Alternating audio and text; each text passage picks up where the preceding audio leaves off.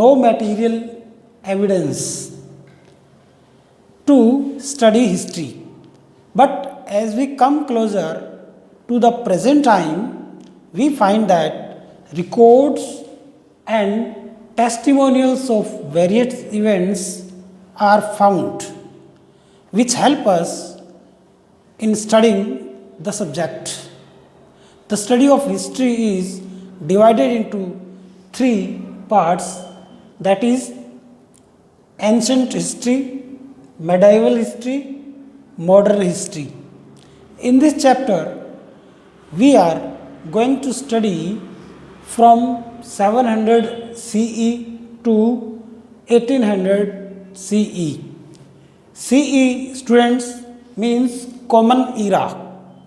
It means we are going to study 1100 years in this section. Students, as we have already known that Arabs come to India as traders. Undoubtedly, the period of 1100 years is a long one, and you will surely be excited to know about new people, new dialects, new scripts, new style of dressing up, food, buildings, monuments, painting, music, political scenario, etc. As you already know, the Arabs came to India as traders. Turkish invasion took place in India from 1000 CE onward.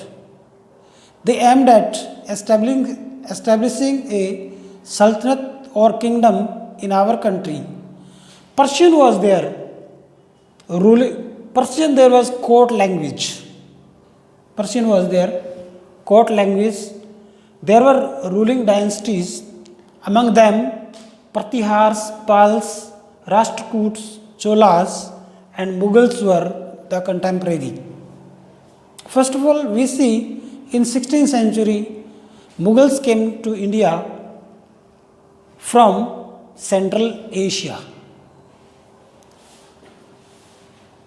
Their policies had a significant impact on social, political, cultural, military, and economic structure of India. Their rule was that of pomp and show, splendor and opulence.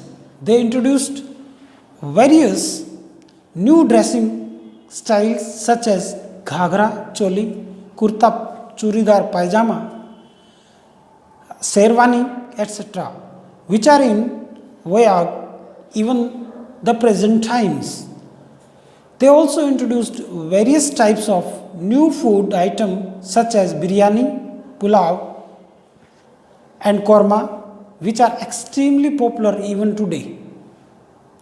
Students, mangoes, tobacco, grapes, ice, and chilies were introduced in India during Mughal period. Iranis, Afghans, Turkish, and other migratory were from India, came to India throughout this period. Most of them were Sufi saints and scholars. They came from distant places such as Turkey in the west, Mongolia in the east. Coming of these new people changed many things in India. We will read about many such changes in this section.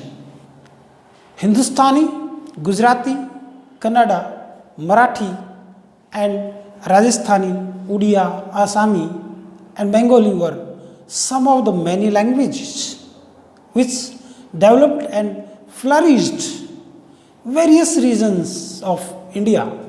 However, along with the introduction of Arabic and Persian script, a new language called Urdu was developed, which was unique to the Indian subcontinent. Students, historical records exist in various languages which have changed considerably.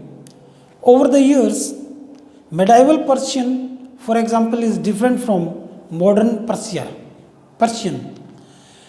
The difference is not just with regard to grammar and vocabulary, but the meaning of words also change over time.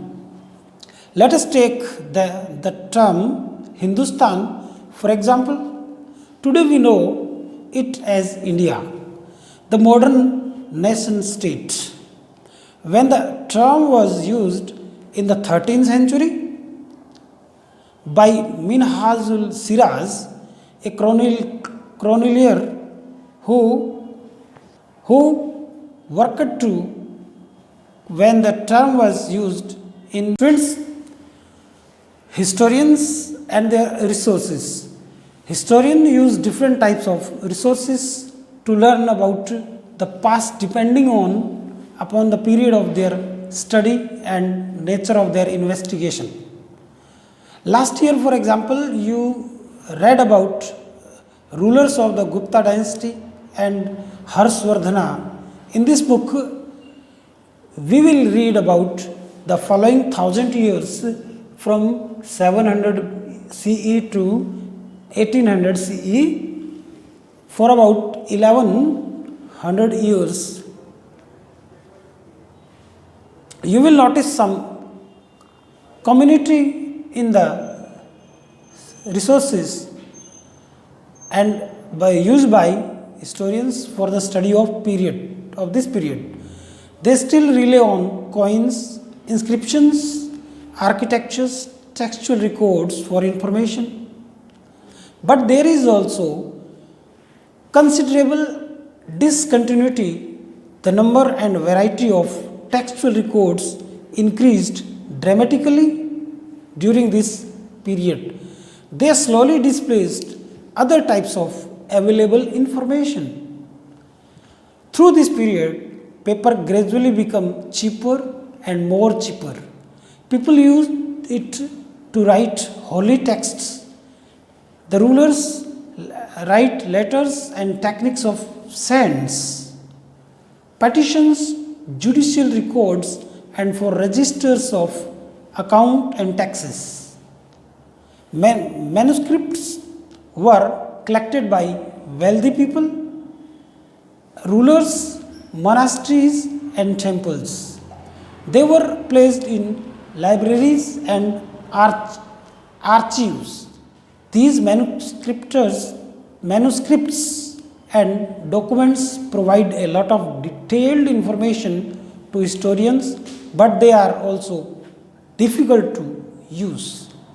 There was no printing press in those days, so scribes copied manuscripts by hand. If you have ever copied a friend's homework, you would know that this is not a simple exercise. Sometimes you cannot read your friend's handwriting and are forced to guess what is difference in your copy of your friend's work. Manuscripts copying is somewhat similar as scribble copied manufactures. They also introduced small changes, a word here, a sentence there. These small differences grew over centuries of copying until manuscripts of the original text came into effect.